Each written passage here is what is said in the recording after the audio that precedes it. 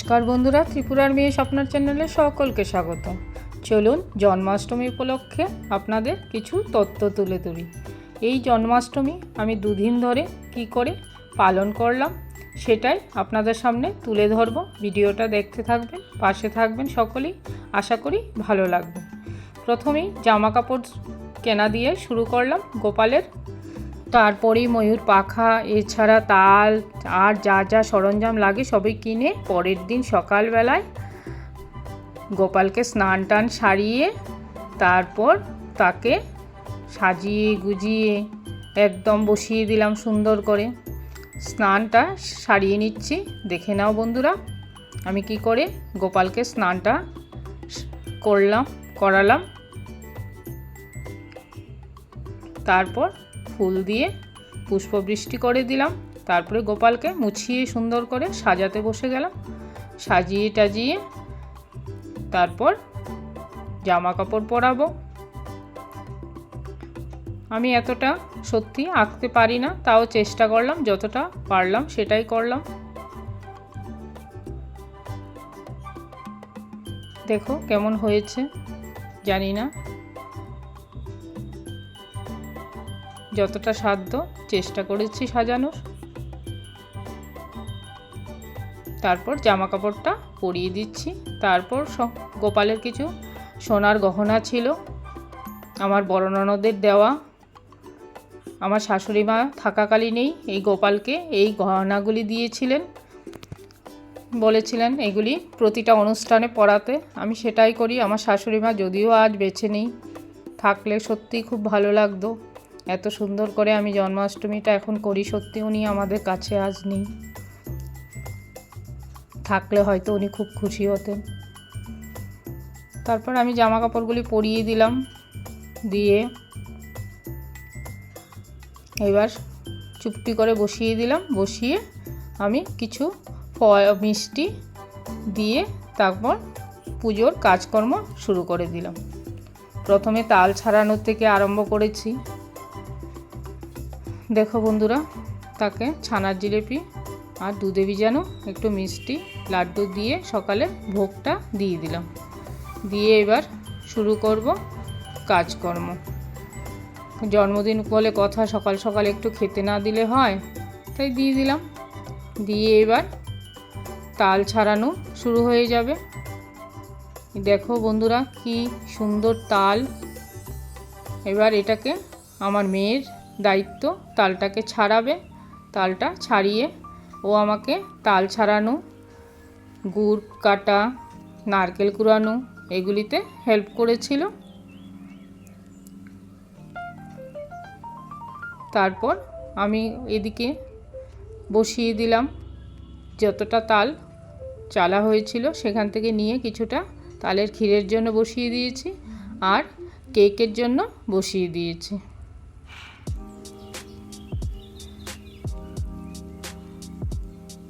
তালের ক্ষীর হয়ে যাচ্ছে। আমি উপকরণ কি কি দিলাম এখন সত্যি কথা বলতে এত ভিডিওতে, কারণ যেহেতু এই ভিডিওটা অনেক লং হবে, প্রত্যেকটা রান্না দেখানো সম্ভব হবে না, তোমরা বুঝতেই পারছো বন্ধুরা। আর যতটা ফুটেজ দেখানো সম্ভব ততটাই দেখাবো, সঙ্গে থেকো। আমার আগের ভিডিওতে কেক দেওয়া আছে, তোমরা দেখে নিও কেকের রেসিপি কী করে বানাতে হয়। আজ গোপালের জন্য এই কেকটাই তৈরি করলাম। তার উপরে ডেকোরেশন করে দিলাম তালেরই লেয়ার দিয়ে, ক্ষীর দিয়ে, আর তার মধ্যে দিয়ে দিলাম একটু কাজু বাদাম ডিজাইনের জন্য আর ময়ূরের পালক।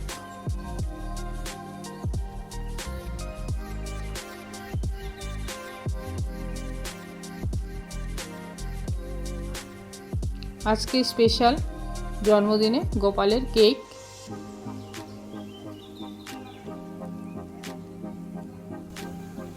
এবার তালের বড়া ভাজতে বসে গেলাম।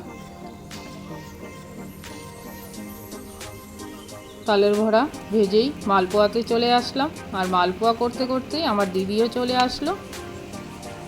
এবার দিদি আমাকে পর থেকে প্রচুর হেল্প করেছে। পরের দিন অবধি ভোগ রান্না ওই করেছে। আজকের সারাদিনের দায়িত্ব আমিই পালন করেছি। কালকের পরের দিন ভোগ নিবেদনের ডিউটিটা ও পুরোটাই করেছে। তারপরেই আমি কি কি রান্না করা হয়েছে আজ গোপালের জন্য সেটা দেখে নাও। সুজি, মালপোয়া,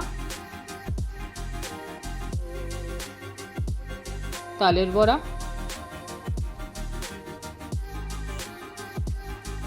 তালের কেক,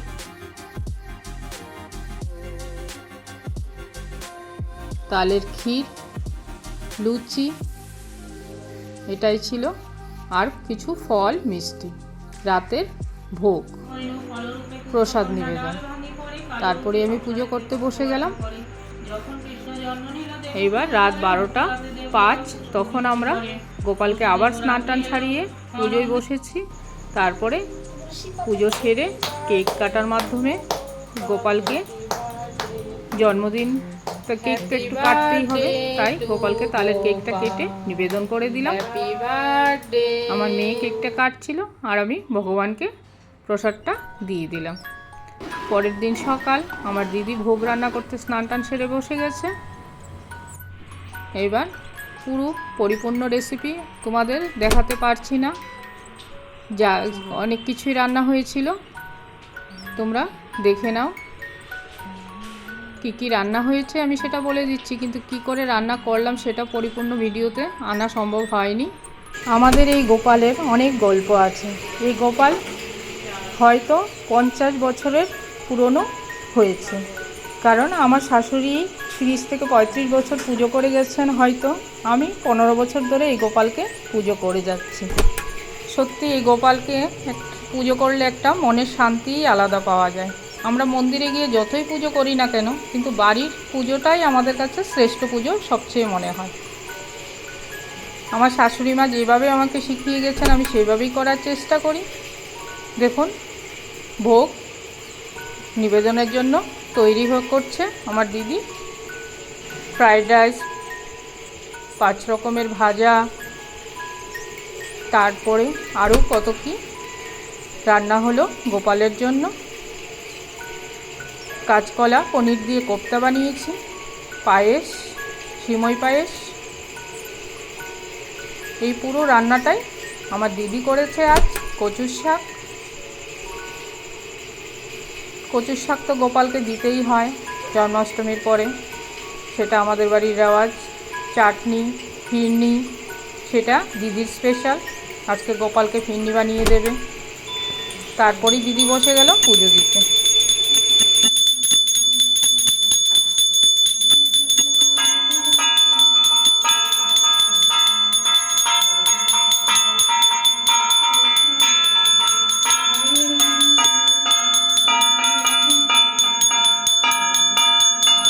এইভাবেই আমাদের দুপুরের পুজোটা সারা হলো। এবার প্রসাদ দর্শনের পালা। ভোগ দর্শন করুন, দুর্ভোগ কেটে যাবে সকলের।